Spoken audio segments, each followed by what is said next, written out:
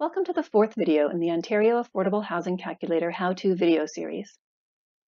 Earlier videos provided an overview of the calculator and how to get started, showed how to add affordability requirements to your project, and how to add incentives that help offset the costs of providing affordable units.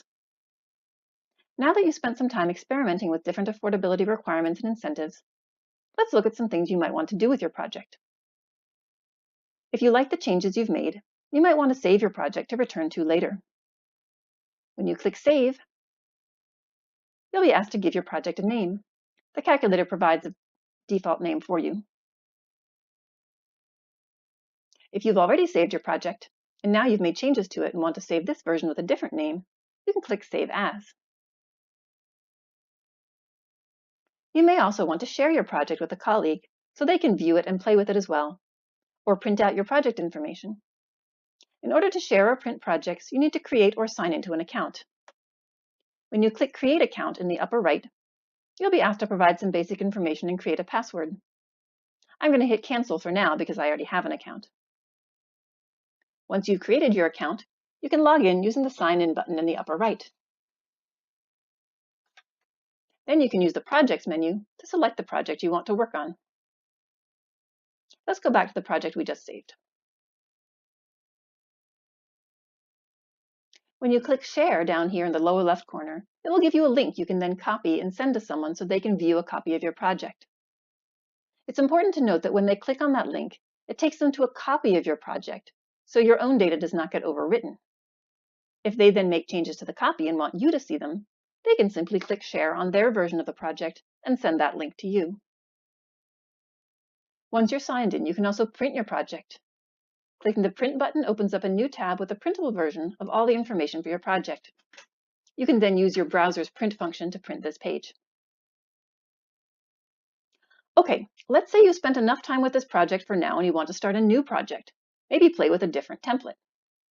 In the Projects menu, you can either select New Project at the top or choose a new template from the Switch Template section down here. Let's try a strong market mid-rise rental project. Now, let's say you make a bunch of changes to your project.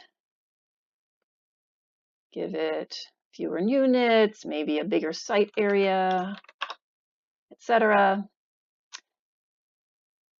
And then you realize you don't like the changes you've made.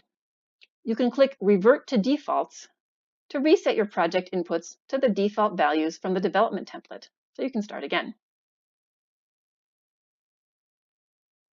It's important to note that Revert to Defaults resets to the initial values from the development template, not to the most recent saved version of your project. If you have a lot of saved projects and consistently find yourself in the position of loading a saved project, making some changes to it, and then wanting to discard your recent changes and go back to the saved version of your project, you can uncheck the Auto Save button, so your changes only get saved if you click Save.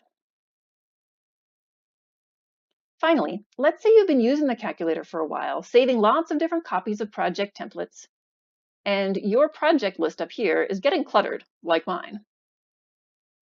If you have projects you're finished with, you can delete a project by first selecting it from the Project menu, and then going back to the Project menu and clicking Delete. We'll ask you if you're sure you want to delete, and I'll say, yes, I am. The next video in our series will show you how to change basic project information beyond the affordability and incentives section.